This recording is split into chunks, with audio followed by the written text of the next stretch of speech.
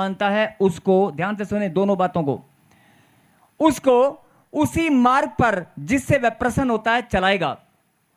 अगर तुम परमेश्वर का भय मानते हो और आपको यह मालूम है, आपकी इच्छा है कि मुझे विदेश जाना है, तो परमेश्वर जिससे तू प्रसन्न होगा उसी मार्ग पर तुझे चलाएगा।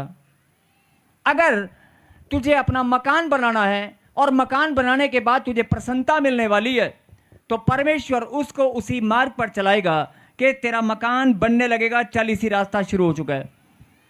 और अगर कोई बच्चा पढ़ लिखकर आईएएस अफसर या बड़ा अधिकारी बनना चाहता है, लाइन को जरा फिर से ध्यान से सुने और समझें। वह कौन है जो यहोवा का भय मानता है? यहोवा उसको उसी मार्ग पर जिससे वह प्रसन्न होता है। कौन प्रसन्न होता है? अब यहां पर दोनों बातें हैं, परमेश्वर भी और जो डरवैया है।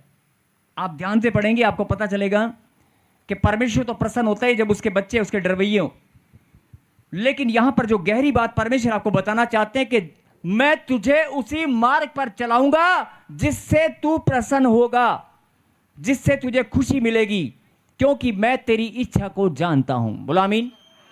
बहुत सारे लोग बोलते हैं कि मेरी इच्छा तो पता नहीं परमेश्वर कब सुनेगा, मेरी इच्छा क्या इच्छा है, मेरी इच्छा कब पूरी होगी, मेरी इच्छा मैं कैसे परमेश्वर के सामने रख सकता हूं। नहीं, आप इसको पढ़ेंगे तो क्लियर लिखा है, यहोवा उसको उसी मार्ग पर जिससे वह प्रसन्न होता है चलाएगा। उसको उसी मार्ग पर चलाएगा जिससे वह प्रसन्न होता है। अब आप किससे प्रसन्न होते हैं? अब आप किससे प्रसन्न होते हैं?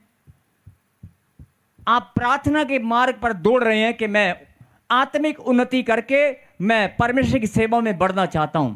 आपको प्रसन्नता मिलेगी जब आप बढ़ेंगे, तो परमेश्वर आपको उसी मार्ग पर बढ़ाएगा। और आप अगर पढ़ लिख कर कोई अधिकारी बनना चाहते हैं, या आप अपने बच्चों को कोई आईएएस अफसर या बड़ा अधिकारी बनाना चाहते हैं, या आप कोई बिजनेस खड़ा करके अपनी फैक्ट्री डबल ट्रिपल करना चाहते हैं, या आप कोई भी काम बढ़ाना चाहते हैं, ये आपकी इच्छा है। ध्यान से सुने, ये आपकी इच्छा है, और जो आपकी इच्छा है वो परमेश्वर जानते हैं। और अगर तू अपने माता पिता का नाम रोशन करना चाहता है, जवान बच्चे, तू समाज में कोई ऐसा काम करना चाहता है कि मैं देश की सेवा करूं, मैं अपने देश का नाम रोशन करूं, तो परमेश्वर तुझे उसी मार्ग पर चलाएगा जिससे तुझे प्रसन्नता मिलेगी। आमीन।